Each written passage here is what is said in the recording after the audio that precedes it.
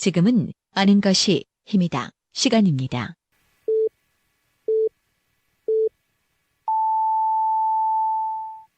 Welcome to the best podcast.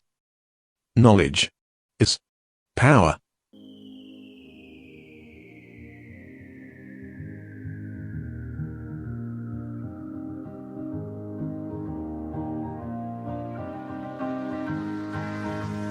Bitter and sweet interview. Clear my mind, close my eyes, where am I? 21대 총선에 도전하고자 하는 사람들을 만나보는 시간. 네, I'm 시즌 9 달콤 살벌한 인터뷰입니다. 오늘은 더불어민주당 소속으로 대전 유성구 을 선거구의 국회의원이 되기 위해 예비후보 등록을 마친 안필용 예비후보와 함께 아주 달콤하면서도 살벌한 인터뷰를 진행해 보도록 하겠습니다. Next is all just a dream. Sail some rudder on the ship, rum and beer, I'll take a drink. 안녕하세요. 따뜻한 마음 믿음의 한약 선화한약국 대표 한약사 이기택입니다. 저희 선화한약국에서는 내 가족에게 드린다는 마음으로 정성껏 약을 조제하고 있습니다. 미세먼지로 인한 비염, 관절 통증, 숙취 해소, 그리고 건강한 한방 다이어트까지 이젠 선화한약국이 여러분들의 건강과 함께하겠습니다. 대전일보 옆 월평타운 상가 1층 월평역 4번 출구 문의 전화는 528-2848 지금 포털에서 대전 선한약국을 검색해보세요. I'm 시즌 9 달콤 살벌한 인터뷰. 이번 시즌은 총 3팀이 저와 함께 인터뷰를 진행해 주시죠. 오늘은 효재팀입니다. 네, 효재팀 중도일보 최고의 주당 임유영 기자 나오셨습니다. 어서 오십시오. 안녕하세요. 주당, 제가 주당의 최후를 봤어요. 네, 왜 째려보세요. 아닙니다. 네. 인정 안 하시면 네. 그 근거를 공개할 수 있고요. 인정하시면 전쟁을 그냥 하려고 하지 마시고요. 끝까지 가보자며요. 네, 라운드 1인가요? 네네. 궁금하신 분들은 언젠가 궁금증이 해결될 일이 있을 겁니다. 제가 주장의 끝을 봤습니다. 네, 네, 어떠세요? 이번 시즌에 임하는 할 말이 없죠? 열심히 하겠습니다. 네. 오늘 형광펜 그으면서 공부 열심히 해왔습니다. 네, 아시는 거 봐서 그 근거를 네. 공개하냐 마냐를 결정이 열심히 될 것 하겠습니다. 같고 그리고 정말 오랜만에 아이미에 다시 나오신 분입니다. 네, 우리 지역의 인권 지킴이 대전 충남 인권연대 이상재 사무국장 나오셨습니다. 어서 오십시오. 네, 반갑습니다. 오랜만입니다. 네, 정말 오랜만에 뵙습니다. 네네. 왜 그만두셨어요 그때? 아주 방송 체질이 아니라고 말씀을 드렸었죠. 예. 아니 근데 방송 말씀 굉장히 잘하시잖아요. 강연도 못하죠. 많이 다니시죠. 요즘에 우리 네. 지역에서 인권 관련 강의는 거의 독식하다시피 하시는 것 같은데. 아이고 그랬으면 좋겠습니다. 욕심쟁이. 보면은 어디 강연 가서 어떤 질문을 받았다 이런 거 굉장히 많이 자랑하시던데. 그래야 다시 또 보고 요청도 하고 하니까 아주. 청취자분들께서도 인권에 관련돼서 이제 궁금하신 거 있으면 대전 충남 인권연대 회원이 되셔서 이상직장과 함께 하시면은 다이어리도 줍니다. 네, 훌륭한 멘트 고맙습니다. 네. 저도 인권연대 회원입니다. 네. 저희 아임 회원이 아니세요, 근데. 나중에 가입하시고요.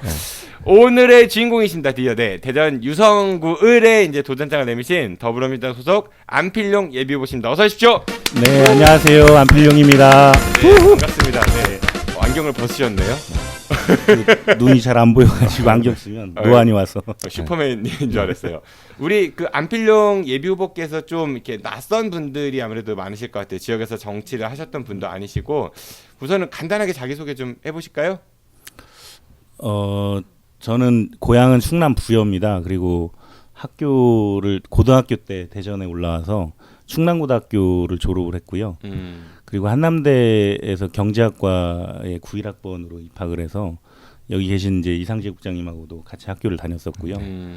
그리고 대학 졸업하고 조금 방황의 시간을 갖다가 경희대의 정치학과 석사 과정에 들어가서 염홍철 전 시장님이 여기 경희대 정치외교학과 출신 아니세요? 네, 그러신가요? 네. 저는 대학원을 다녔는데 사실은 뒤에 또 얘기를 하겠지만 그거 먼저 꺼내셨으니까 얘기하면 그 박영선 의원하고 제가 오랫동안 일을 했는데 염 시장님이 아주 친하셔가지고 그 자주 뵀었죠. 네. 그 경희대 대학원을 다녔는데 그때 인연이 돼서 국회에 이제 처음 들어가게 된 거고 간단하게 소개하세요. 네, 왜냐하면 알겠습니다. 우리 이상준 국장님이 그러면 소개하실 멘트가 점점 짧아져요. 네. 줄여서 하면 돼요 저는. 네. 네. 그리고 이제 그 대부분의 국회에서 있을 때 대부분의 시간은 그 박영선 의원하고 같이 일을 했던 네, 경험이 있습니다. 네. 네, 알겠습니다. 이어서 네 국장님이 우리 후보님에 대해서 네, 이름 소개 네, 좀 해주시죠. 뭐 대부분 다 말씀을 하셔가지고 없죠, 이제? 예 없는데 네. 뭐 72년 쥐띠이시고 그리고 1972년생이시고 네, 네. 뭐 어쨌든 말씀하신 것처럼 박영선 의원과 17대부터 19대까지 같이 하셨던 거죠. 예.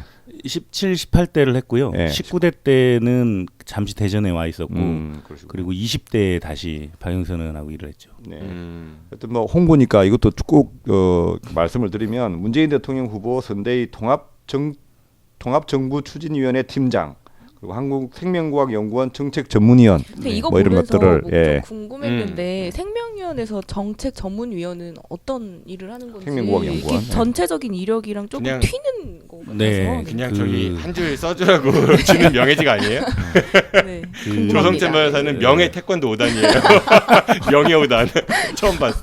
그 일종의 뭐 나쁘게 얘기하면 낙하산이었을 수도 있고요. 그리고 그 생명공학연구원에서 그때 당시에 법을 하나 추진하고 있었는데 저는 이제 국회를 그만두고 대전에 내려와서 정치 준비를 하려고 할 시기였는데 그 생명윤리 기본법 이런 거를 이제 좀 그 통과시켜 달라 이제 이런 그 국회 쪽에 이제 전문가니까 그렇게 요청을 했는데 그래서 이제 막상 들어갔는데 사실은 그 분야가 그 사회적 입법 합의가 브로커 역할 해달라 이런 거예요. 그러면 아니 그런 건 아니고요. 통과시켜달라 이랬으니까. 너무 나가시네.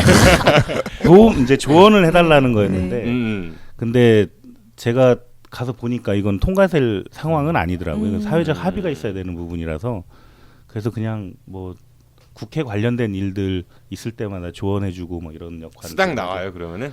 네, 조금 나옵니다. 네. 직업 없으시니까 뭐라도 해야죠.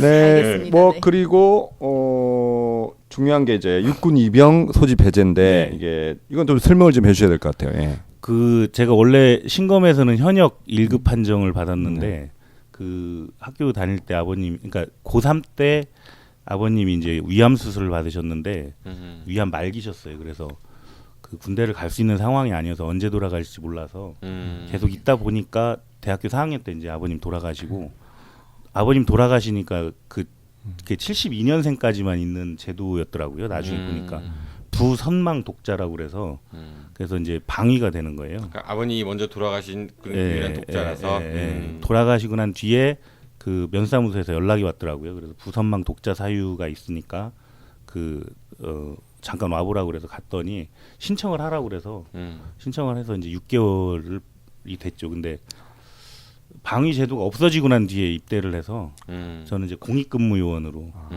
산불 감시했어요. 군대를 늦게 가셨네요. 그러면 네. 공익근무요원이 생겼을 때 가셨다라고 하면은 95년도에 갔으니까요. 네, 군필이십니다. 예. 네, 네. 군필이시고. 저도 네. 의가사제대예요. 제가 생계유지 곤란 사유 면제라서 좀 비슷하신 것 같고. 예, 생계 유지가 곤란하셨어요. 예, 그렇습니다. 예. 저 이야기 들으면 정말 눈물 엄청 안 흘리십니다. 듣도록 하고 있네. 그리고 중요한 거 있습니다. 예, 전과가 없으시네요. 전과 없으시고. 이건 뭐 학생운동 열심히 안 했다는 얘기죠. 예. 그렇죠. 그 대학교 다닐 때 이렇게 구속을 결의하고 뭐 어디에도 가고 그랬는데 구속을 안 시키더라고요. 뭐 빼기 좋은 거 아니에요? 그렇지는 않습니다. 그래서 하여간 뭐 그런 그러니까 구속 당할 만큼은 안 하셨나 보네요.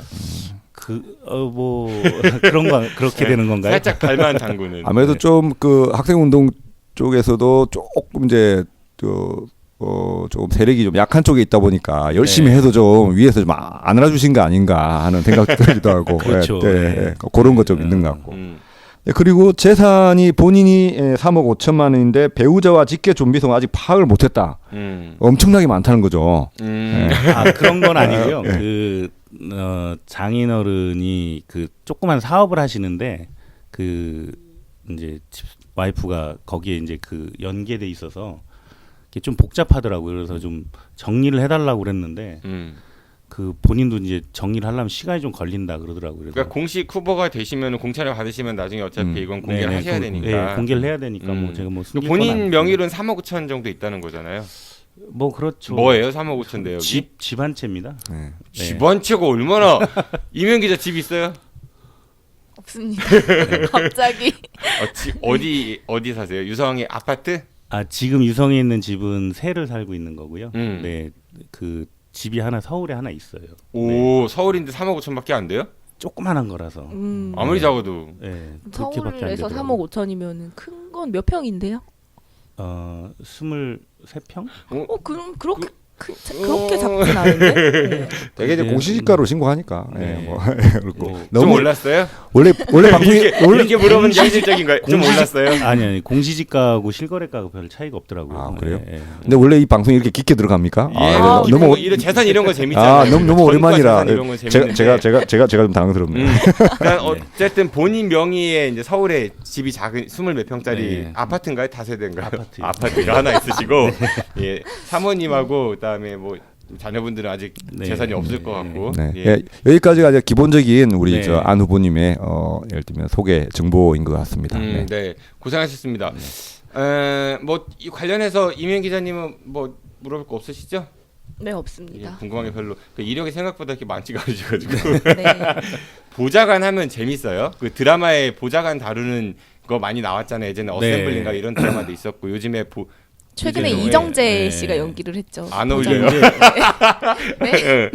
경험을 하신 분들은 이정재가 했던 그 역할이 좀 비슷하다고 느낄 수도 있고요. 경험을 안 해보신 분들은 그냥 보좌관들이 모든 걸 똑같이 경험하는 건 아니니까 그런 경우에는 이제 이게 허구가 많다 이렇게 볼 수 있을 것 같아요. 근데 그 이정재가 거기서 역할이 이제 취재 수사 뭐 이런 거를 주로 하는 것처럼 나왔는데 저희가 수사까지는 아니어도 취재 정도는 하니까 조사 정도? 네, 조사 취재 뭐 이런 건 그럼 예전에 그 박영선 의원하고 같이 일하셨다고 했으니까 그 뭐 박연차 게이트 뭐 이런 거 할 청문회 이런 거 할 때 그럼 직접 우리 안필용 당시 보좌관께서 그런 조사 이런 것도 같이 참여를 하신 건가요? 그렇죠. 뭐 박연차 무진스님 뭐 이런 거 사진 얘기하고 그랬잖아요. 제가 기억 나거든요. 그때. 네, 그게 아마 김태호 네, 맞습니다. 그 김태호 청문회 청문회였던 때. 것 같은데 그 청문회 준비하는데 박영선 의원이 갑자기 거창을 갔다 오라는 거예요. 거창. 네, 그 김태호 후보가 이제 거창 군수였으니까 음.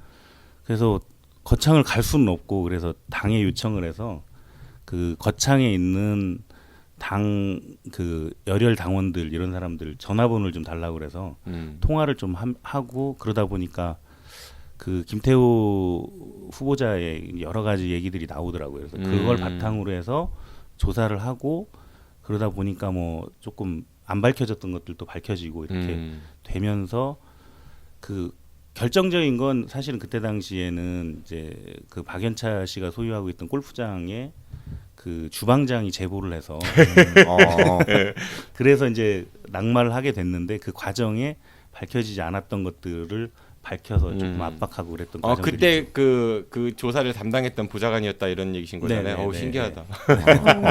근데 뭐 보면 이제 박영선 의원이 그 보면 이 의원들 중에서는 그 뭐랄까 청문회라든지 이런 데 보면 이 제보 기자 받는 출신이어서 거라든지 아니면 취재력이 좀, 예, 이게 상당히 좀 발군의 실력인 것 같아요. 근데 박영선 지금 이제 우리가 박영선 장관 장관. 방송은 아니니까. 네. 네. 또 그런 근데 거 한번 더 통해서 하면은 그분이 더 유명하시니까. 예, 그런 거 통해서 많이 배우셨지 않았을까 하는 뭐 그분이 이런 화면 안 하고 화면 바꿔고 굉장히 네, 성격이 많이 네. 다르대요. 네, 뭐 그렇게 바로 인정하시네요. 네. 근데 이제 네. 이제 그게 중요한 건 아니고 사실은 청문회나 이런 걸 하면 그 의원실로 전화가 굉장히 많이 걸려와요. 근데 저희는 그 전화를 다 받아요. 근데 받으면 한 90% 95% 정도는 욕이에요. 근데 그 중에 제보가 있기 때문에 그걸 받는 그 과정들이 조금 힘들죠. 욕을 다 들어가면서 이걸 전화를 받아야 되니까 그런 게 조금 애로사항이기도 하죠. 네, 그 우리 후보에 대한 질문보다는 박영선에 대한 아니 질문이 뭐 더 많아요. 그러니까 소개 관련해서 바람 제가 피는 하나 이제 여쭈 저하고 이제 연관되는 약간의 이제 연도 있고 하는데 한 몇 년 전에 아마 그 이병구 양신강 이건 사무처장 페이스북 통해서 처음 사진을 보고 제가 깜짝 놀랐어요. 제가 알고 있는 그분이 맞나 싶을 정도로 많이 건강해지시기도 하고 네. 그리고 건강해졌다고요? 예. 예전에 몰골이 저렇지 않으셨어요? 상당히 샤프하셨어요. 살쪘다고? 예. 머리도 좀 빠지고. 그래서 네. 긴가민가 했어요. 이름은 너무 이름이 좀 독특하시기도 하잖아요. 그러니까 너무 탁 와닿는데 이 얼굴하고 매치가 안 돼가지고 그렇게 됐는데 이게 보시면 이제 뭐 졸업하고 나서 좀 방황을 한 뒤에 대학원 가셨다고 하는데 학생 운동을 꽤 열심히 하셨잖아요. 네, 뭐 나름 꽤 열심히 하시고 했는데 정치권으로 그리고 보기에는 학생 운동했던 그 계열에서는 완전히 어떻게 보면 180도는 아니지만 한 150도 정도는 방향이 틀어진 기성 정치권으로 가신 거거든요. 무슨 계기가 있었나요? 그 계기는 아니고 사실은 이제 아버지가 돌아가시면서 더 이상 이제 어떻게 활동을 하기는 굉장히 어려운 상황이 됐더라고요. 그래서 그 주변 분들한테 직접 나서서 활동하는 건 조금 어렵겠다 이제 이런 말씀도 드리고 했는데 대학원 들어가 졸업하고 이제 그 개인적 인연 때문에 그렇게 가게 됐는데 그때 당시에 같이 활동했던 선후배들한테 욕은 많이 먹었습니다 그때. 그래서 뭐 변절했다는 얘기도 듣고 그런데 어쨌든 제가 뭐 혁명적 삶을 살려고 하는 건 아니기 때문에 현실적으로 가능한 대안이 뭐가 있을까 이제 이런 생각도 좀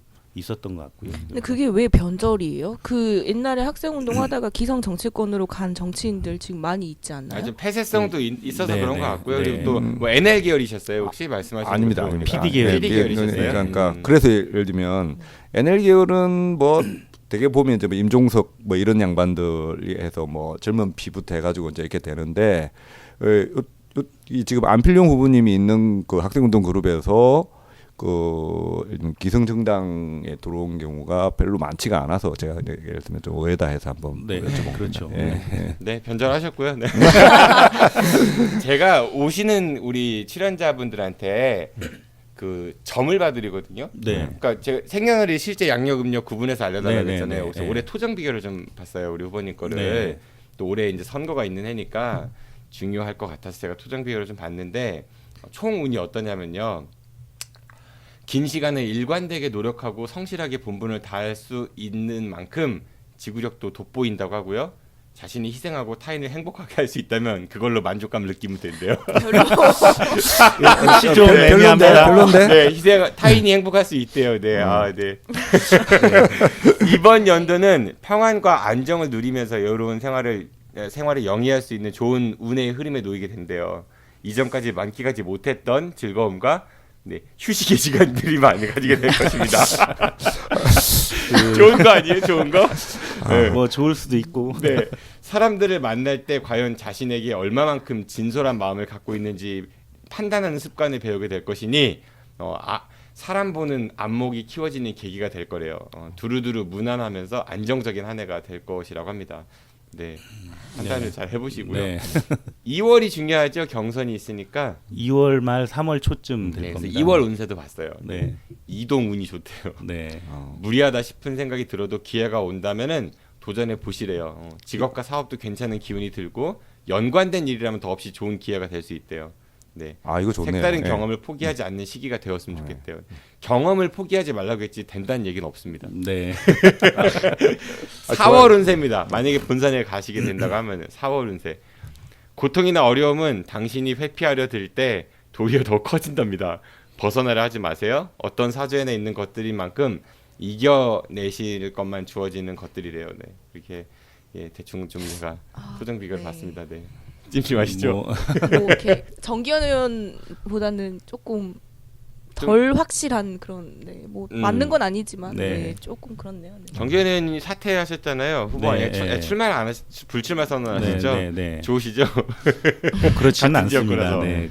그 경쟁자가 줄어드는 게 항상 좋은 일은 아니더라고요. 네. 그리고 사실은 정기현 의원님이 노력을 많이 하셨기 때문에 그 부분을 평가받고 싶으셨던 것도 있었던 것 같아요. 그래서 그런 부분에서는 좀 아쉬움. 그 정기현 안타까움도 의원께서는 있죠. 누구를 지지할 것 같으세요? 그러면은 그 조직계 많이 만들어 오셨다고 당원 가입 많이 시키셨다고 하는데 네.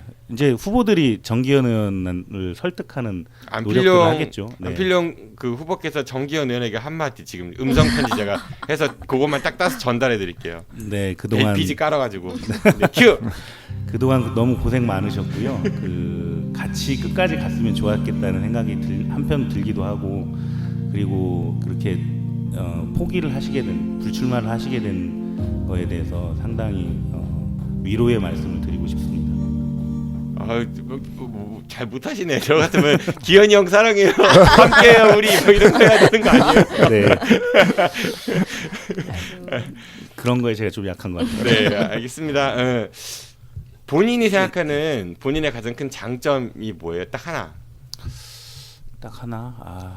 장점이 그렇게 많지는 않은 것 같은데. 그래 성실한 거? 성실하게 뭔가 하는 성실함. 거? 네. 그럼 단점, 부족한 점. 단점. 딱 하나. 글쎄요. 단점을 많이 생각해 본 적이 없는데 사실은 다 단점이라 장점보다는 단점이 많은 게 사람이니까. 그래도 딱 한 가지 꼽자면 나 이게 부족한 것 같아. 대답하셔야 돼요. 계속 물어볼 거예요. 네. 단점. 말이 좀 많은 거? 말씀은 좀 많으신 것 같긴 해요. 그래요? 예, 처음 오셔가지고 이렇게 말씀을 길게 하시는 분이 많지가 않으신데 말씀 잘하시는 분. 그건 정치인으로서는 그건 장점 아닌가요? 근데 그 말이 간결하고 메시지가 분명한 거랑 계속 맞아요. 막 설명에 이렇게 연결되는 만연체처럼 이렇게 늘어지는 그런 게 좀 있죠. 우리 지역에서는 뭐 대표적인 정치인들 몇 분 계시죠. 네, 지금 구청장 하시는 한 분 특히 누군지 알죠? 네, 저는 전혀 모르겠습니다. 네, 네 있습니다. 제가 이제 골룡골 관련한 그 프로젝트를 많이 하잖아요. 다큐멘터리를 찍고 관련하신 분입니다. 좋아하는 여배우 있으세요 혹시? 좋아하는 여배우 배우여야 되나요? 연예인? 뭐 연예인 상관없습니다. 네. 예전엔 효리를 좋아했는데 이효리? 네. 예전에는. 네.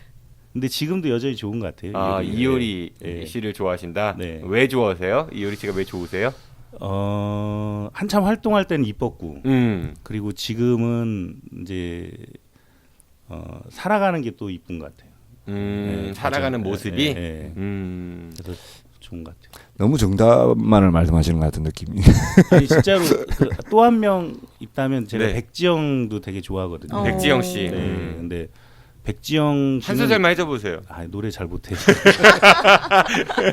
정말 처음 이렇게 데뷔했을 때 그때 당시에 제 기억으로는 저도 이제 어릴 때니까 쇼킹했던 것 같아요. 그 노래 부르고 이런 게. 그 뒤에 이제 아픔도 좀 있었던 것 같고. 근데 그 생각보다 이렇게 잘 이겨낸 것 같기도 하고. 근데 사실 노래가 너무 좋아요. 백지영. 그렇죠. 다른 거 다 떠나서 그냥 노래가 총 맞은 것처럼 노래 좋지요?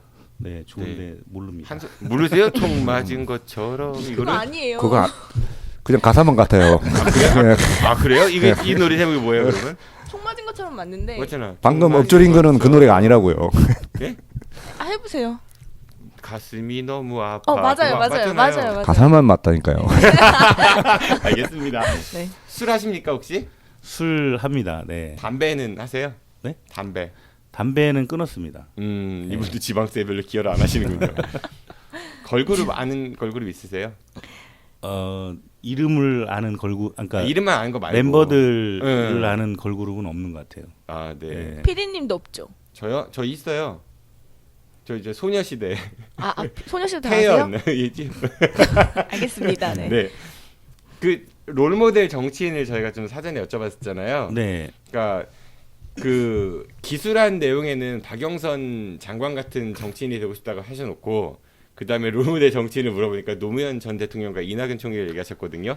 그 이제 일을 하는 방식은 사실은 박영선 의원이 굉장히 지독하게 일을 하시니까 그런 부분은 사실은 정치하는 후배들이 닮아야 되는 부분이라고 생각을 하긴 하는데 전체적으로 그 삶의 궤적이나 아니면 그 정치를 바라보는 눈, 입장 이런 것들로 봤을 때 그 노무현 대통령을 빼놓을 수가 없으니까요. 그런 부분들은 우리가 다 배워야 되는 부분이기도 하고 이낙연 총리는 그 정치권에서 보기 드문 굉장히 신사시면서도 사실은 날카로운 분이거든요. 그리고 약간 좀 그 융합적이라고 해야 되나 이제 이런 부분들이 있어서 그래서 그런 부분들을 좀 닮아야 되는 거 아닌가 이런 그 정치 철학이나 삶의 궤적은 노무현 전 대통령이나 이낙연 전 총리 같이 되고 싶고 네. 모셨던 박영선 장관은 뭐 그 정도까지는 아니고 그냥 일하는 기술이나 배우면 된다 뭐 이런 얘기인 거죠. 아이, 그건 아니고요. 근데 저는 이거를 오랜만에 봤는데 여전하시군요. 근데 그 이제 후보님이 보내주신 그 이제 사전 그 질의응답이라고 할까요? 이걸 봤는데 노무현 대통령 같은 불의에 굴하지 않는 그런 네. 어떤 굽히지 않은 단단함을 얘기를 네. 해놓고 이낙연 총리 같이 유연한 정치를 해보고 싶다라고 하셨어요. 네, 네, 네. 근데 이 두 명의 정치인 스타일이 이렇게 같이 공존할 수가 있는 건지 되게 상충된다고 보는데 네. 쉽지는 않을 텐데 그 단단하게 하면 그 노무현 대통령이 그 여러 가지 뭐 비판도 있었고 뭐 그렇긴 한데 그 대연정을 얘기하시고 할 때 그거는 우리 정치가 가야 될 방향인데 그런 면에서는 조금 더 유연해야 되는 거 아닌가 이제 이런 생각들이 좀 있었어요.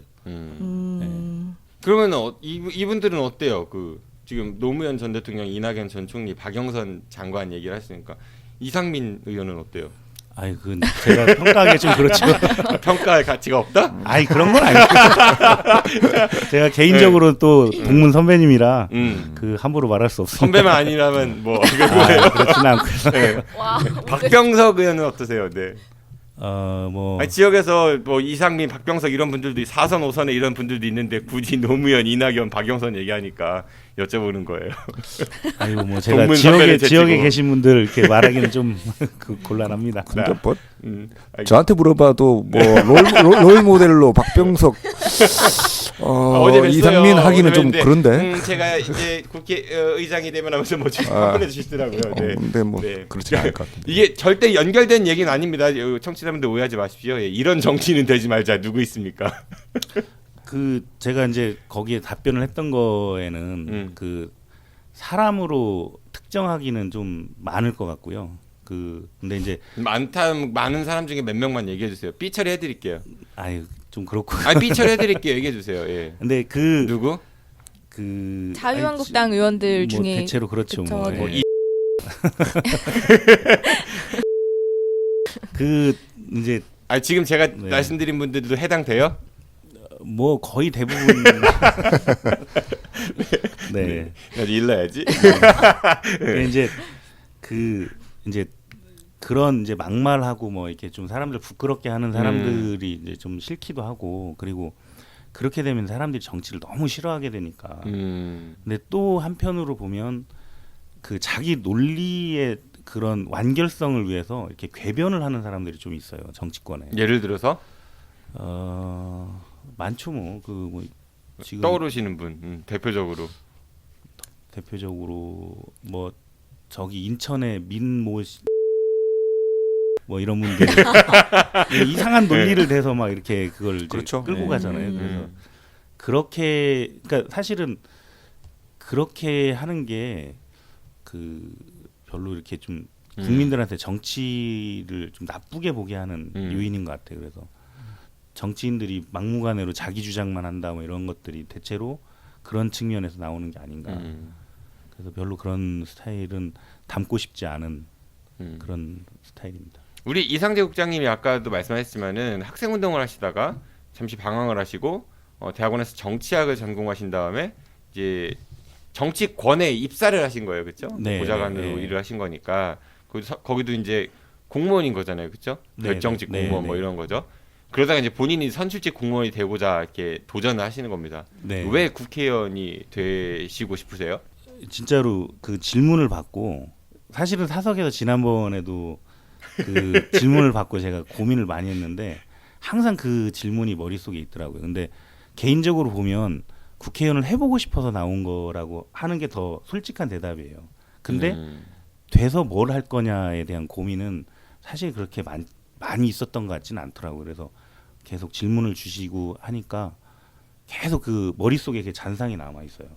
그래서 고민도 계속 많이 감정이 해보고. 남아있거나 그런 건 아니신 거죠? 그런 건 아니에요. 근데 감정이 남아 이런 건 아닌 거죠? 그런 건 아니고 정치를 하는 사람에게 계속 어떤 그 생각할 수 있도록 자극해 주는 건 굉장히 중요한 것 같고요. 제가 자극은 잘 시켜요. 네, 그래서 고민을 진짜 많이 해서 이제 답을 써서 이제 보내드리긴 했는데 그게 정말 제가 국회의원이 되려고 하는 이유인지는 잘 모르겠어요. 저도 아직은. 근데 그 정치가 해야 되는 역할로 생각해 보면 이제 그런 부분들이 있지 않을까라고 생각해서 청취자분들은 그걸 잘 모르시니까 우리 네. 이상재 국장님이 간단히 소개해 주시죠. 그럼 어떤 이유를 보내주셨잖아요. 저는 근데 그 전에 하나 여쭙고 싶은 게 이 답을 듣고서 좀 약간 너무 추상적이다 하는 생각도 들기도 하고 너무 그런데 추상적이죠. 네, 추상적인데 보좌관을 하시다가 그 국회의원의 보좌관을 하다가 국회의원을 도전하시는 분은 어떤 계기로 하시는 걸까? 그런 게 되게 구체적으로 되게 궁금했었어요. 내가 하면 저 의원보다 훨씬 잘할 수 있을 것 같다. 이런 계기가 있다든지 아니면 그런 게 좀 구체적인 게 있어야 될 것 같고 아니면 내가 저 의원처럼 하고 싶다든지 이렇게 돼서 그러는데 보좌관을 그래도 오래 하신 편이잖아요. 네, 통상은 이제 더 잘해볼 수 있다 이런 생각들이 좀 있는 거고요. 그리고 그 박영선 의원하고 하면서 사실은 이제 박영선 의원에게 잘 안 알려져 있는 부분들도 여러 가지가 있는데 그 중에 저희가 그 금산법을 했었는데 그건 이제 삼성하고의 싸움이에요. 근데 16대 국회에서도 그런 일들이 있었는데 대체로 의원들이 그걸 팔아먹는 거죠. 이렇게 법을 가지고. 근데 그래서 박영선 의원을 처음 만났을 때 그 얘기를 했어요. 이걸 또 팔아먹는 그런 일이 벌어지면 안 하고 싶다고.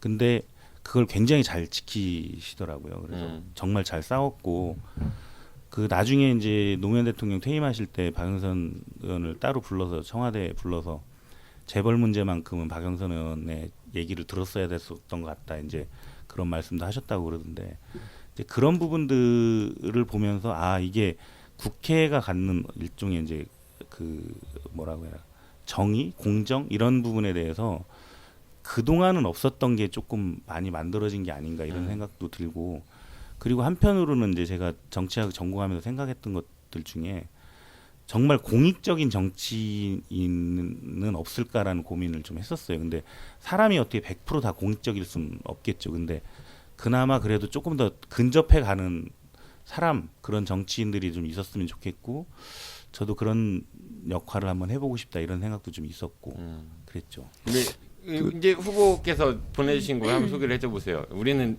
그 글을 보내주셔서 읽었지만 청취자분들은 모르시니까. 그게 제대로 안 갖고 오셨군요. 그냥 제가 네? 제가 읽을까요? 그냥 보면서 요약 안 돼요?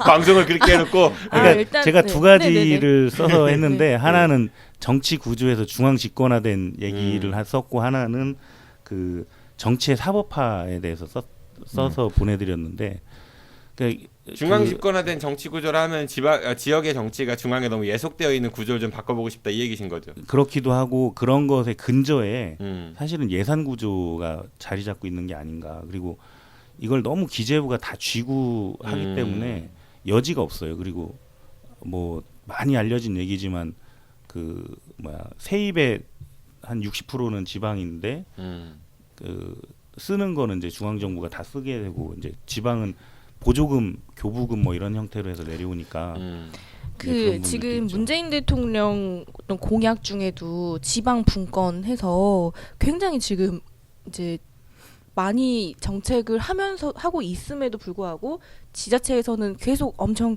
달라 우리한테 권한도 주고 돈도 달라고 하는데 이게 잘 안 되고 있어요. 네. 근데 어떤 방식으로 그 중앙 집권화된 있는 권한들과 예산을 어떻게 나눠주실 생각이세요? 제가 보기에는 기재부의 힘을 좀 빼는 게 필요하지 않나. 검경 수사권 조정에 의해서. 근데 실제로 보면 기재부가 너무 그러니까 모든 부처가 기재부에 가서 줄 서서 기다려야 되고 뭐 이렇게 받아야 되고 그러는데 전체 예산의 규모를 짜는 거나 이런 것 때문에 한 부처가 그걸 하긴 하는데 그게 너무 심한 거 아닌가. 그리고 그 이제 지방이 갖고 있는 그 재원, 자주적 재원 같은 경우는 이제 쓸 수 있게 해줘야 되는데 모든 걸 다 가져와서 배분해주겠다 이렇게 하는 게 물론 이제 그렇게 되면 지방 간의 차이가 발생하는 부분도 있겠지만 그런 부분들은 조금 바꿔야 되는 게 아닌가. 근데 이제 기재부 여러분들 참고하십시오. 네. 기재부 힘들게 하신다면 당선되면. 제가 보면서 너무 옳은 얘기긴 하지만 이 국회의원 한 명이 이걸 어떻게 할 수 있을까? 예를 들면 정치의 사법화를 바꿔보고 싶다. 다 정치가 너무 사법화되죠.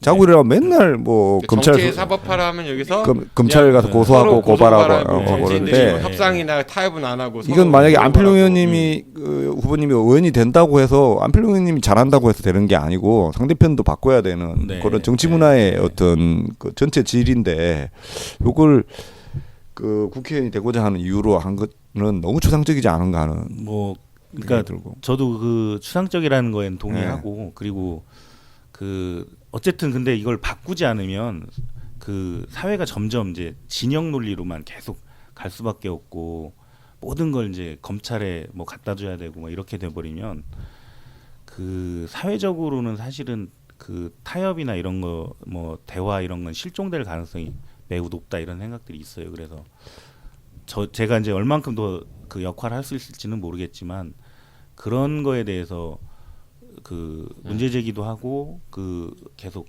바꾸려고 하는 노력도 있어야 되는 거 아닌가.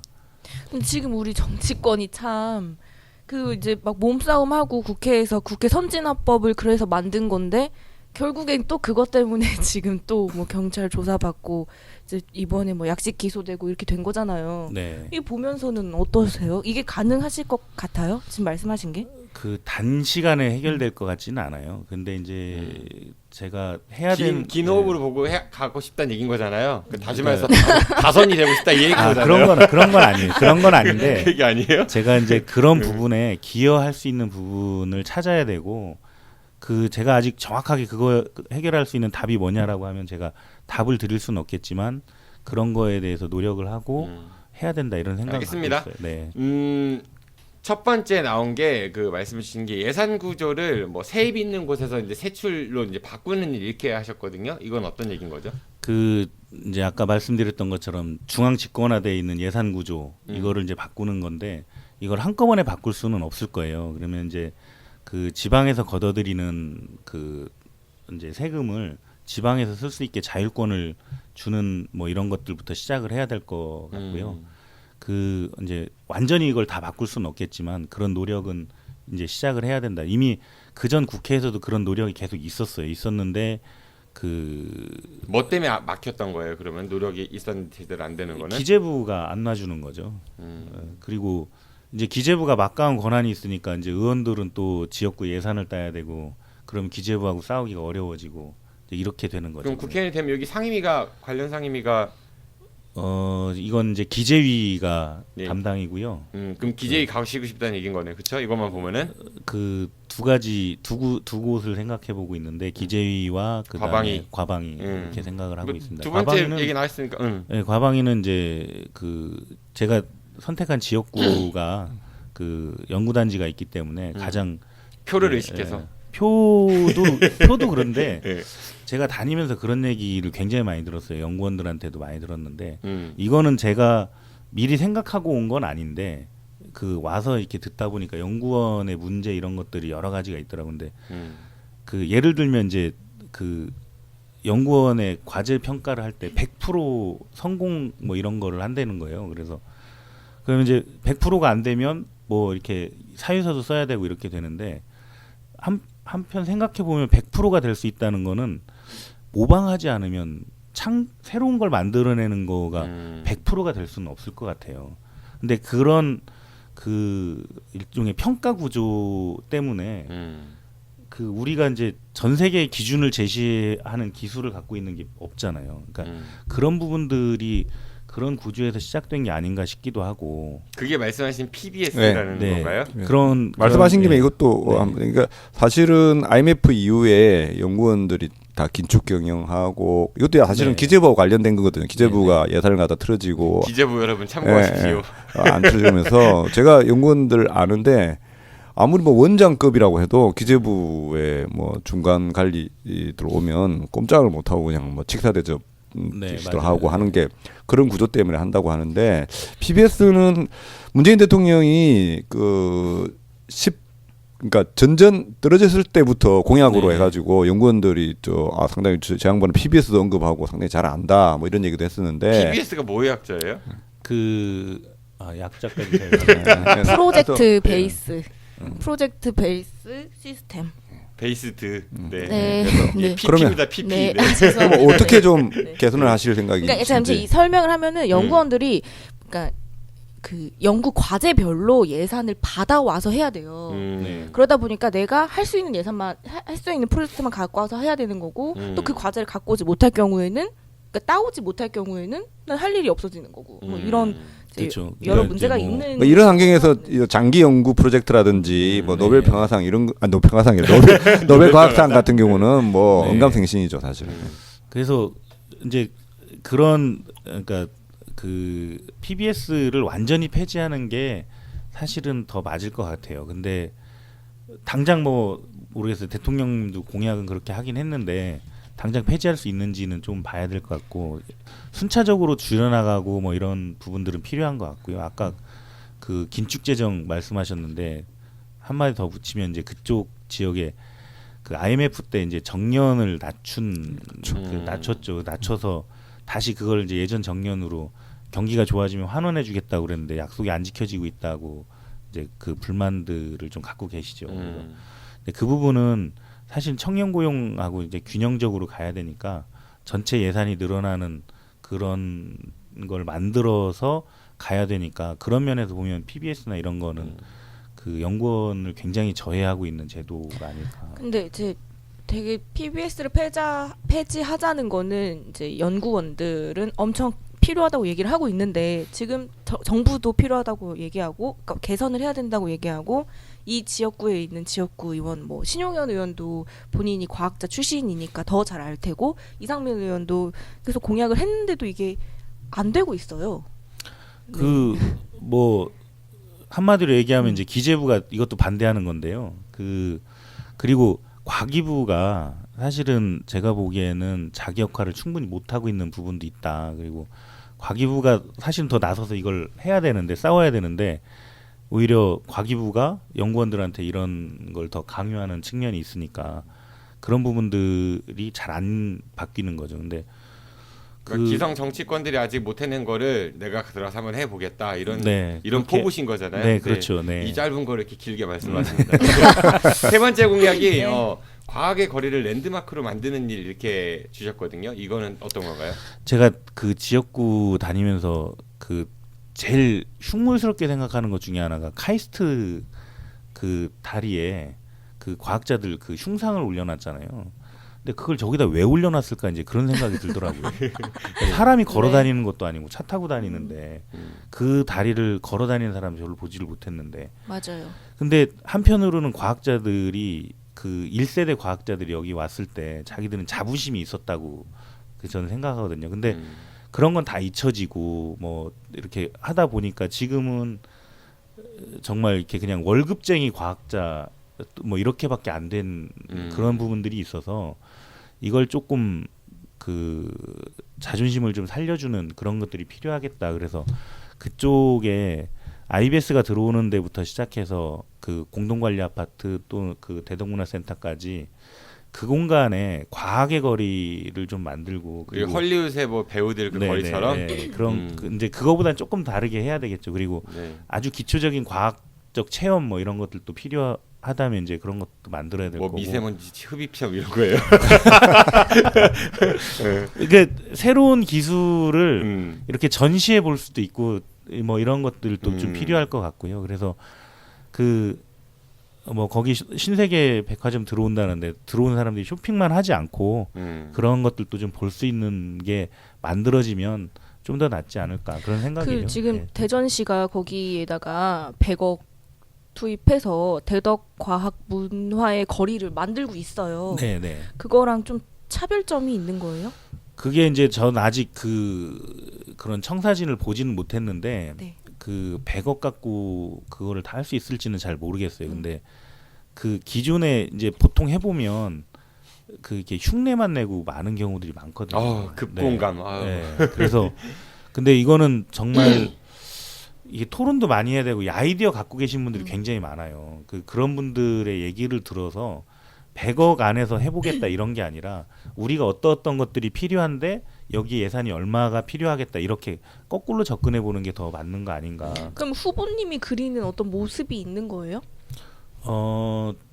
뭐 저도 아직 구체적인 상을 뭐 다 만들지는 않았는데 예를 들면 이제 공동관리 아파트는 대전시가 이제 무슨 창조적 공간 뭐 이렇게 만들겠다고 하는데 그 예를 들면 요새 이제 스타트업 뭐 이런 것들이 많이 뜨잖아요. 근데 그 누가 저한테 그런 얘기를 하던데 스타트업 페스티벌 이런 거 하면 회사를 창업한 사람들만 온다는 거예요.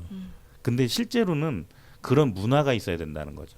그러니까 뭔가 새로운 걸 실험해보고 시도해보는 문화가 있어야 되는데 그렇게 할 수 있는 공간이 없다는 거예요. 그 이제 그런 공간들이 좀 많이 생겨야 되고 그리고 어렸을 때부터 체험하는 게 굉장히 중요한데 예를 들면 이제 그 뭐 동의 안 하실 분들도 있겠지만 구글이 교육 박람회 이런 데 갖고 오는 거 보면 엄청난 그런 그 시스템으로 갖고 오거든요. 근데 그게 이제 끝나고 나면 다 없어져 버려요, 그게. 근데 그런 것들을 한번 체험해 보면 거기로부터 상상력이 나올 수도 있겠다 이런 생각이 꼭 구글 걸 가져와야 된다는 건 아니지만 그 과학 그 지금 말씀하신 그 네.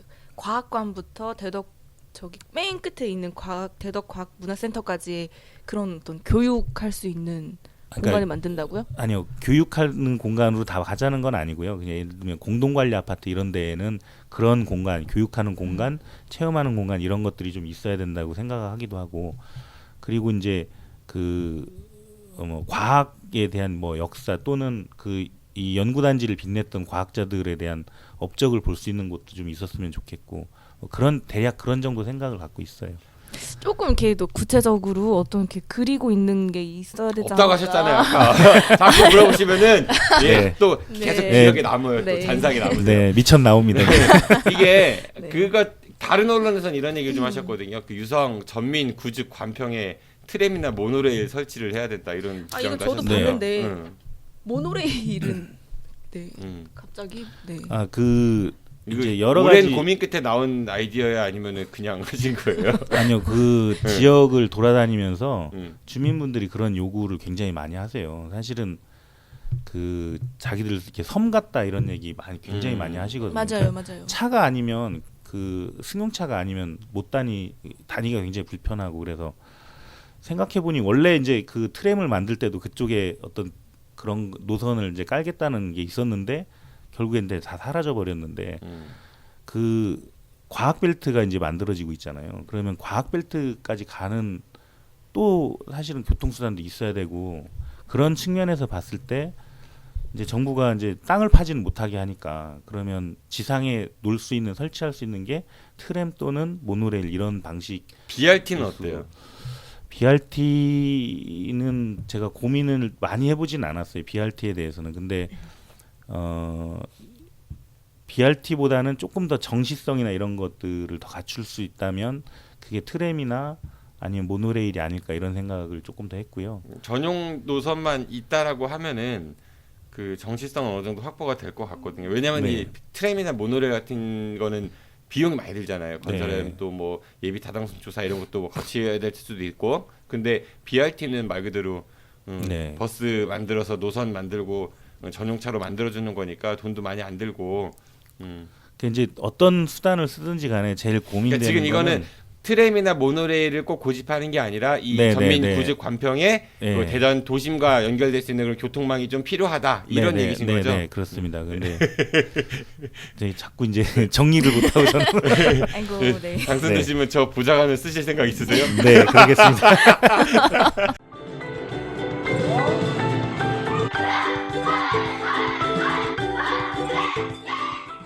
오늘 여러분들의 자녀는 어땠나요? 혹시 맞고 들어오진 않았나요? 불안한 여러분들의 자녀, 이제 아무 걱정하지 마세요. 대전 서구 둔산동에 있는 태권도담에서 여러분들의 자녀를 씩씩하게 만들어드리겠습니다. 절도 있는 태권도 품새부터 겨루기, 그리고 상대방을 존중하는 예절까지 선수 출신인 저 김원호 원장이 책임지고 돌보도록 하겠습니다. 대전 서구 둔산동 국가라이프 상가 2층 태권도담. 팟캐스트를 듣고 문의하신다면 특별한 선물도 드리겠습니다. 대전 042-471-4715로 전화주세요. 24시간 전화대기 하겠습니다. 이상 아이들을 사랑하는 태권도 상남자 김한호 관장이었습니다. 아참, 저희 태권도담에서는 MBC 방송과 함께하는 성인들을 위한 다이어트 코리아 프로그램도 운영하고 있습니다.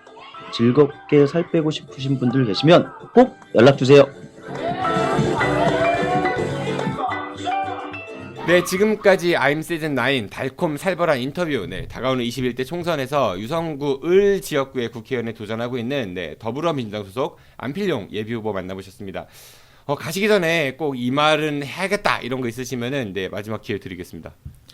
그 제가 뭐 써서 보내드린 거의 내용인데요. 그 정치를 처음 시작하는 사람들, 자기가 선출직으로 처음 시작하는 사람들이 다 경험을 갖고 들어오기는 어려울 거예요. 근데 그래도 그 유권자들이 좀 살펴봐 주셨으면 하는 거는 이 사람이 해결책을 갖고 있는지 또는 그 현실적인 방법이 있는지 이런 또는 그런 거를 할 만한 그 경험이 있는지 이런 것들을 좀 살펴봐 주셨으면 좋겠다. 그게 또 저를 또 그 지지해 달라는 뜻이기도 합니다. 알겠습니다. 네. 뭐 일단 국회 경험이 있으시니까 실무 경험이 있으시니까 안 해본 사람보다는 내가 더 낫지 않겠냐 이렇게 이제 들리는데요. 그럼 실제 의원을 4번이나 하신 그 분도 같이 경쟁을 하고 계시죠. 네. 네. 이상민 의원보다 본인이 국회에 들어가는 게 더 낫다라는 이유 있으면 얘기해 주시겠어요? 그 잠시만요. 그리고 지금 이제 김종남 네. 예비 후보 지금 등록을 했죠. 하셨죠. 네, 네. 같이 사실 뭐 이상민 의원님이 오랫동안 하셨던 게 사실인데 오랫동안 네, 오래 하셨죠. 사선 하셨으니까. 그래 뭐 제가 그분을 이렇게 비난하거나 이러려고 하는 건 아니고요. 근데 정치가 오래 했다는 게 항상 단점이 되더라고요. 그거는 이제 그 한 일과 못한 일을 생각했을 때 이제 부족한 또는 아쉬웠던 부분들에 대해서 주민들이 불만을 갖는 부분이 있으니까 그러면 이제 항상 새로운 사람을 찾게 되는 게 아닌가. 그리고 그 기존의 국회를 새롭게 바꿔야 된다는 요구도 좀 있는 것 같고 그런 면에서 새로운 사람이 강점이 있다는 생각이 들고요. 근데 새롭다고 모든 게 좋은 건 아니잖아요. 또 가서 당장 국회는 연습이 없으니까 가서 당장 일할 수 있는 사람 이런 사람이 좀 필요하지 않을까 그런 생각입니다. 네, 알겠습니다. 경선 통과할 것 같으세요? 본인 보시기에? 냉정하게 기대 네. 말고 전망. 네, 잘 될 것 같습니다. 아, 알겠습니다. 어떠셨습니까? 우리 두 분 이제 오늘 그래도 긴 시간 오늘 대화를 나눴는데 안 후보님 얘기를 들으면서 갑자기 이제 제가 유성으로 에피소드가 생각이 나는데 그 김어준 씨가 한겨레 TV 하면서 천정배 그때 당시 이제 법무장관 지나고 나서 얼마 안 됐을 때 초청해 놓고 막 대권 그때 뭐 도전을 한 해 만에 할 때인데 그거 하는데 그 좀 재미없었는데 나중에 그 김어준 씨가 그러더라고요. 야, 참 어쩜 이렇게 옳은 말을 이렇게 재미없게 하나. 어떻게 이렇게 옳은 말을 정말 재미없게 하나 뭐 이런 얘기를 하는데 약간 그런 느낌. 네. 어쨌든 생각보다 상당히 진중하시고 그런 모습도 있고 해서 상당히 후보님을 좀 알게 되는 계기였던 것 같습니다. 알겠습니다. 우리 임 기자님은 어떠세요?